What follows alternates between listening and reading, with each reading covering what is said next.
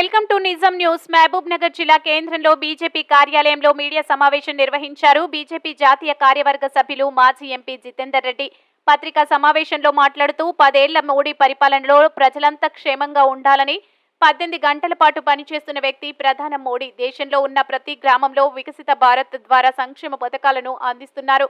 కేసీఆర్ విద్యా వైద్యంతో పాటు అన్ని సంక్షేమ పథకాలకు సంబంధించిన నిధులని కేసీఆర్ కాళేశ్వరం ప్రాజెక్టుకు తరలించారు. కాంగ్రెస్ 6 గ్యారంటీ పథకాలతో ప్రజలను మరోసారి మభ్యపెట్టేందుకు ప్రయత్నిస్తుంది. 60 ఏళ్లలో కాంగ్రెస్ అధికారంలో ఉన్నప్పుడు ఏం చేయలేని కాంగ్రెస్ ఇప్పుడు వచ్చి ఎలా చేస్తుంది? 7 లక్షల కోట్ల రూపాయలు కేసీఆర్ ప్రభుత్వం అప్పుల పాలు చేసింది. ఇప్పుడు కాంగ్రెస్ ప్రభుత్వానికి విధులు ఎలా వస్తాయి? బీజేపీ పార్టీయే రేపు జరగబోయే ఎంపీ ఎన్నికల్లో 17కు 17 ఎంపీ సీట్లలో బీజేపీని గెలిపిస్తేనే అన్ని సంక్షేమ పథకాలు అందుతాయి. నేడు రామమందిరం అనే గొప్ప మందిరాన్ని కట్టుకోబోతున్నాం. దేశంలో రామరాజ్య స్థాపనే ధ్యేయంగా అయోధ్య రామ మందిర నిర్మాణం, రాముని ప్రాణ ప్రతిష్ఠ జరుగుతున్న నేపథ్యంలో ఈ మహా ఉత్సవాన్ని ఎంతో ఘనంగా ప్రజలంతా జరుపుకోవాలి. పాలమూరు ఎంపీ టికెట్ విషయంలో అధిష్టానం నిర్ణయాన్ని శిరస వహిస్తా. విలేకరుల సమావేశంలో పాల్గొన్నవారు రాష్ట్ర కార్యవర్గ సభ్యులు పడకుల బాలరాజు, జిల్లా ఉపాధ్యక్షులు పి సత్యం, కృష్ణవర్ధన్ రెడ్డి, జిల్లా ప్రధాన కార్యదర్శి పి శ్రీనివాస్ రెడ్డి, జిల్లా కోశాధికారి ఎస్ పాండురంగారెడ్డి, కె సతీష్ కుమార్, నాగరాజు తదితరులు పాల్గొన్నారు.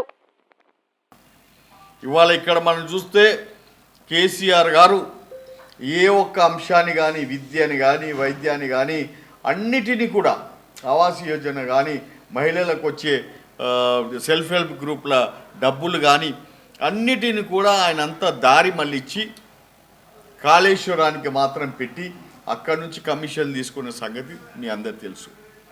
ఇవాళ కేంద్ర ప్రభుత్వ పథకాలు లేకపోతే తెలంగాణ రాష్ట్రమే లేదని చెప్పి మీ అందరికీ నేను ఘంటాపదంగా చెప్తున్నాను.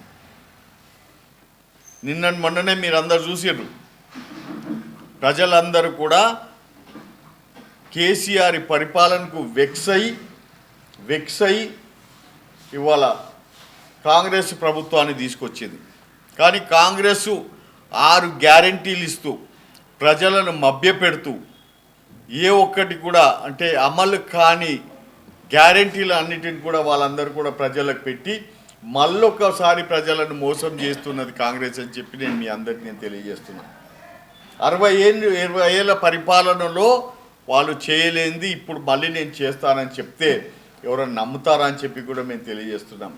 ఆల్రెడీ మీకు తెలుసు బస్సులు, ఉచిత బస్సుల మీద ఉచిత బస్సు అంటే ఆ బస్సులలో ఎన్ని గొడవలు జరుగుతున్నాయి, ఎంత గడబలు జరుగుతున్నాయి, ఏ విధంగా ప్రజలు బాధలు పడుతున్నారనే సంగతి మీ అందరికీ తెలుసు. అంతేకాకుండా ఈ 6వ తారీఖు వరకు వాళ్ళు ఇవన్నీ కూడా దాన్ని ఏమంటారు అప్లికేషన్స్ తీసుకొని మీకు అందరు కూడా అప్లికేషన్లు దాంట్లో పెట్టండి, మీ ఆధార్ కార్డు పెట్టండి, ఆధార్ కార్డు లింకు చూపియండి, ఇవన్నీ చెప్పి అప్లికేషన్లు 6వ తారీఖు దాకా తీసుకున్న తర్వాత ఏ విధంగా వాళ్ళు సక్సెస్ఫుల్ అవుతారో మీరు అందరికీ చూడాల్సి వస్తుంది. ఎందుకంటే నేను చెప్పేది ఏంటంటే భారతదేశంలో భారతీయ జనతా పార్టీ నిధులతోటి ఏదైతే ఉన్నదో ఇవాళ రాష్ట్రాలకి అన్ని పథకాలు ఇస్తుంది. కాంగ్రెస్ ప్రభుత్వం రేపు పొద్దున ఎక్కడి నుంచి డబ్బులు తెస్తాయని చెప్పి నేను అడుగుతున్నా. 7 లక్షల కోట్ల రూపాయలు 7 లక్షల కోట్ల రూపాయలు కేసీఆర్ ప్రభుత్వం, బీఆర్ఎస్ ప్రభుత్వం ఏదైతే అప్పుల పాలు చేసి ఎఫ్ఆర్బిఎం లిమిట్స్ను కూడా అధిగమించారు. వాళ్ళు అప్పులు తెచ్చుకునే గ్యారంటీలను కూడా వాళ్ళు అధిగమించేసారు. ఏ ఒక్క దగ్గర కూడా ఇంకా వాళ్ళకు కాంగ్రెస్ ప్రభుత్వానికి ఎక్కడ కూడా నిధులు వచ్చే విధంగా కూడా లేకుండా వాళ్ళకి అందరికీ అన్ని రకాల డబ్బులు ఆల్రెడీ వాళ్ళు యూజ్ చేసుకున్నారు. మొన్న రేవంత్ సీఎం గారే ఆయన నోటితోటి అనడం జరిగింది, నేనేదో సీఎం అయితే లంక బిందెలు దొరుకుతాయని చెప్పి వచ్చిన, కానీ బోకులు దొరికినాయి నాకు అని చెప్పి ఆయనే కమిట్ అయిపోయాడు. వచ్చిన నెలలనే కమిట్ అయిపోయాడు. అంటే నాయన నా దగ్గర ఏం లేవు, నా దగ్గర మిగిలింది ఉత్త బోకులే అని చెప్పి ఆయన చెప్పడం జరిగింది. కాబట్టి ఇప్పటికైనా కానీ మీ అందరి మేము కోరుతున్నాం, చెప్తున్నాం, ఏతుందో భారతీయ జనతా పార్టీయే రేపు రాబోయే ఎంపీ ఎలక్షన్స్లో కూడా ఎంపీలను అన్నిటిని కూడా మ్యాక్సిమంగా 17కు 17 సీట్లు భారతీయ జనతా పార్టీని గెలిపించుకుంటేనే ఈ రాష్ట్రానికి ఏదన్నా ఆదాయం ఉంటుంది. రాష్ట్రానికి ఏవైతే స్కీమ్స్ ఉన్నాయో రాష్ట్రానికి ఏదే విధంగా అయితే మేము ఇవన్నిటిని కూడా తెలియజేస్తున్నామో ఇవన్నీ కూడా ప్రజలకు అందే విధంగా ఇవాళ భారతీయ జనతా పార్టీ చేస్తుందని